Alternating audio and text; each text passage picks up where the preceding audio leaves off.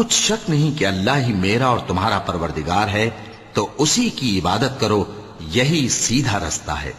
پھر جب عیسیٰ نے ان کی طرف سے انکار و نافرمانی ہی دیکھی تو کہنے لگے کہ کوئی ہے جو اللہ کا طرفدار اور میرا مددگار ہو؟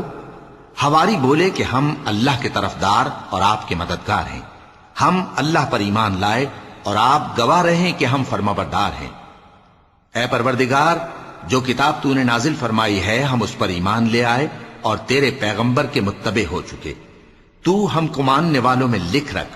اور وہ یعنی یہود قتل عیسیٰ کے بارے میں ایک چال چلے، اور اللہ نے بھی عیسیٰ کو بچانے کے لیے تدبیر کی، اور اللہ بہترین تدبیر کرنے والا ہے۔ اس وقت اللہ نے فرمایا کہ عیسیٰ، میں تمہاری دنیا میں رہنے کی مدت پوری کر کے تم کو اپنی طرف اٹھا لوں گا اور تمہیں کافروں کی صحبت سے پاک کر دوں گا، اور جو لوگ تمہاری پیروی کریں گے ان کو کافروں پر قیامت تک فائق و غالب رکھوں گا۔ پھر تم سب میرے پاس لوٹ کر آؤ گے تو جن باتوں میں تم اختلاف کرتے رہے اس دن تم میں ان کا فیصلہ کر دوں گا۔